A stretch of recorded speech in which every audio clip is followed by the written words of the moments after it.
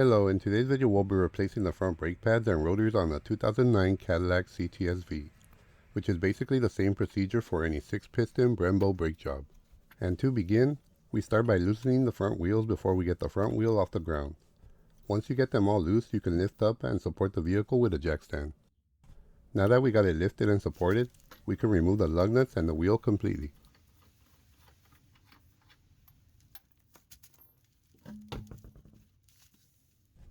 As you can see, this rotor has all these uneven grooves on the surface, and you definitely don't want to reuse a rotor with a surface like this, so we'll be replacing it. We'll begin disassembly of these brakes by removing this one bolt that we'll need to use a 13mm socket for.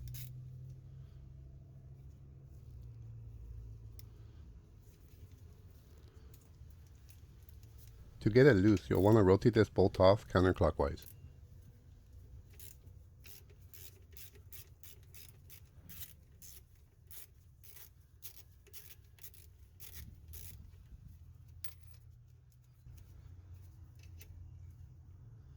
Now that we got that bolt out, we can slide out the remainder of this bridge cross bolt. It should be a little snug on there, so you may need to leverage it out with a screwdriver or push it out from behind.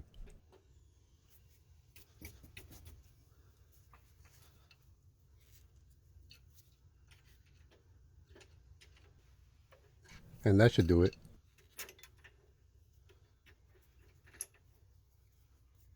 You may want to put the bolt back in so they stay together. You'll now want to use a pin punch and a small hammer to tap out the following 2 pins. A few light taps in the middle should do the job. The first pin will be on there tighter since it's got the pressure of the bracket holding it in place. For the remainder, just press down on the bracket as you slide out the pin and it should come out.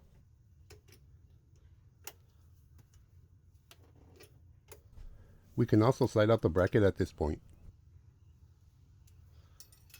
Now to tap out the second pin, it should come out a lot easier.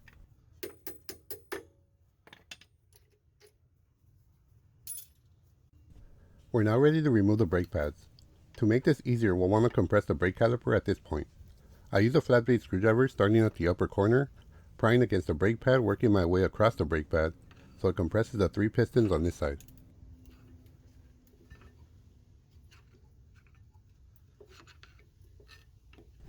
Then you'll want to continue on to the other side and repeat till you got all 6 pistons compressed. You'll also want to keep an eye on the brake fluid level so it doesn't overflow.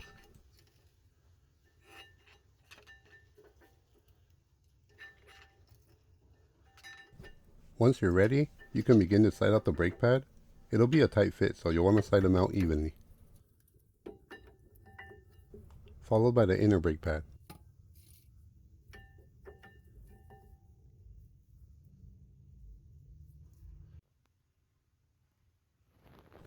Now to remove the caliper. We'll need to loosen the 2 caliper bolts, but these will be tight and will be hard to remove the entire way out. Well, because of the Loctite they use, that is. So to get them loose, I find a flex head 1/2 ratchet with an addition of a pipe of sorts to give you more leverage to be helpful. As you loosen these next bolts, you'll want to press the socket in and hold it onto the bolt as you loosen so you don't slip off and strip a corner. After that first one is loosened, repeat on the second bolt.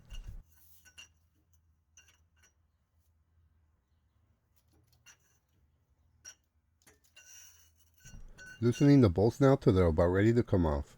This may take a while when you're doing it because of the Loctite.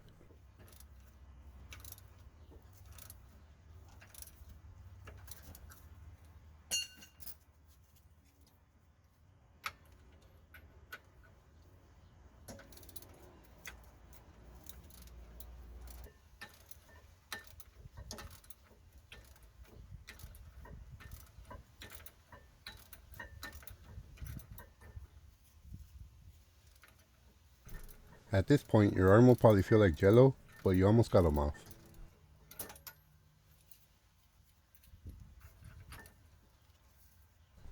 I think that should do. Should be able to get them off by hand now. At this point, you'll want to have something ready to lay the caliper on, Like I'll be laying it on this bucket so it doesn't pull on the brake hose. But before completely removing the caliper, you'll want to stick a screwdriver or something in the rotor fin so it holds as you loosen the rotor bolt. To get the bolt loose, we'll need a T30 Torx bit to remove it.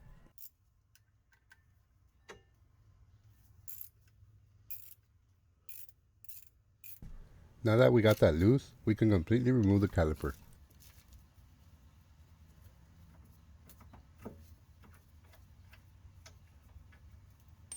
You'll want to hold the caliper as you remove the last bolt. It looks heavier than it is though.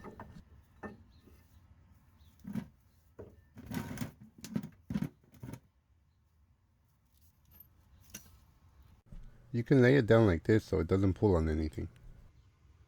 Now we remove the hold down bolt and the rotor.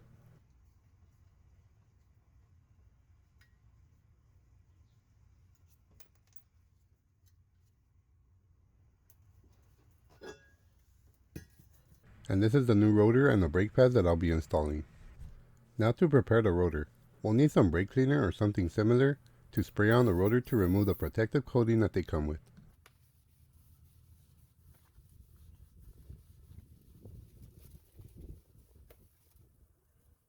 You'll also want to flip it over and do the same to the other side.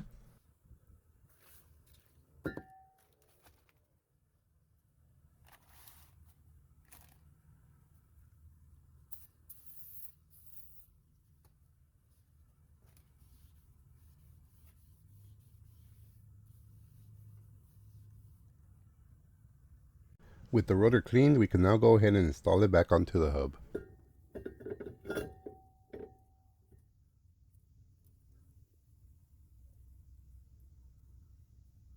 Install the hold down bolt as well.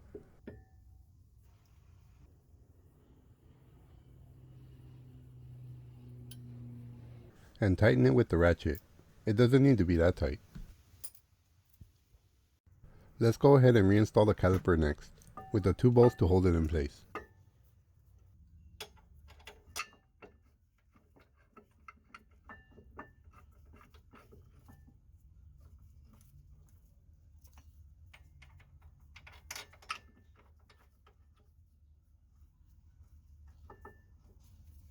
At this point, you'll want to remove the bolts one by one and put a little bit of blue Loctite on each one.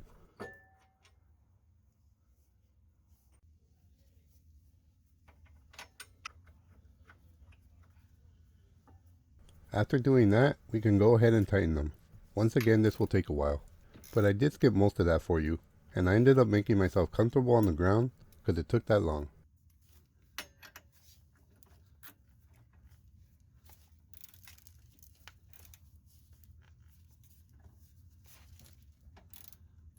You'll also want to press in as you tighten them as well. Once you get them snug, you'll want to use a torque wrench to torque them to spec. Torque spec for these I believe are 129 foot-pounds, or pound-feet, whatever you prefer to say.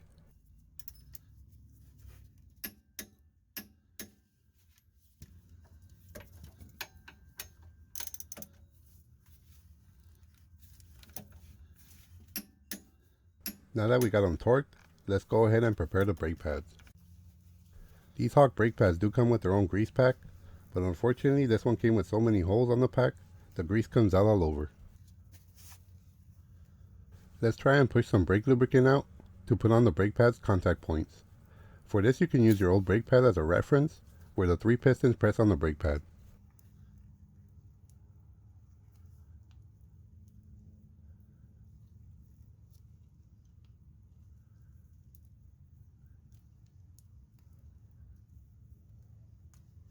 You'll want to repeat the same on the second brake pad.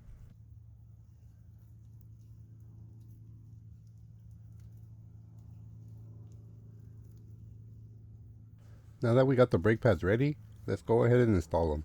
You'll want to avoid getting any lubricant on the brake pad surface or the rotor. If you do, you'll want to clean them with the brake cleaner. When installing the brake pads, you'll want to slide them in straight. If they don't want to go in, you'll want to check to make sure that the pistons don't need to be pressed in further.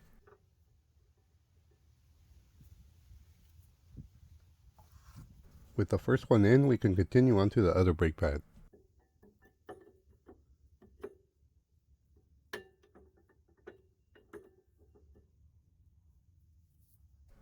I'll be using some of this disc brake lubricant to lubricate the caliper pins.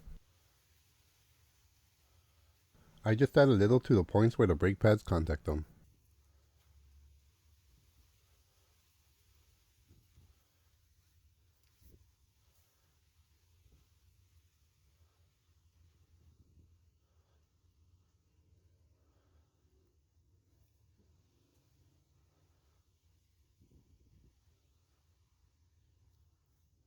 With that one ready, we can install the first pin.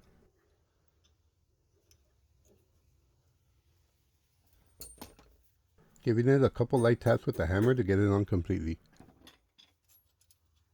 You'll want to slide on the retainer clip to have it ready for the last pin.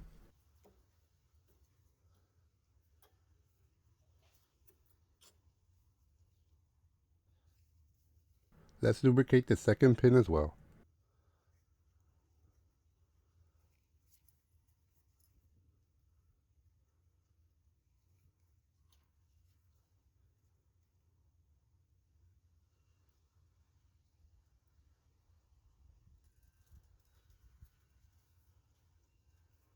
Let's position the retainer clip, then we can start pushing in the pin.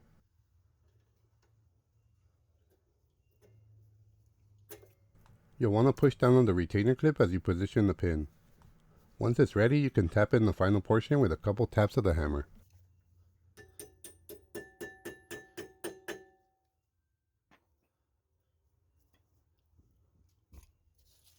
Now finally, this bridge bolt. We can just push this one through under the retainer clip.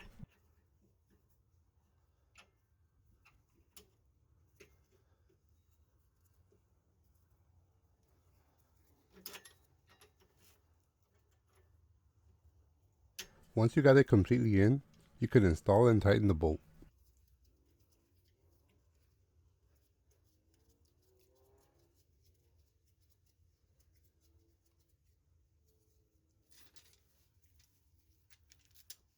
Torque spec for this one is 24 foot-pounds.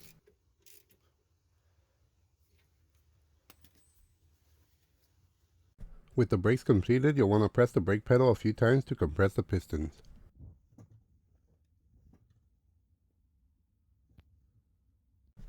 Now just install the wheel and torque the lug nuts to spec. Well, that just about does it for this video. I hope you found it helpful and informative. If you did, please click that thumbs up button to support my video and channel. And please subscribe if you haven't done so.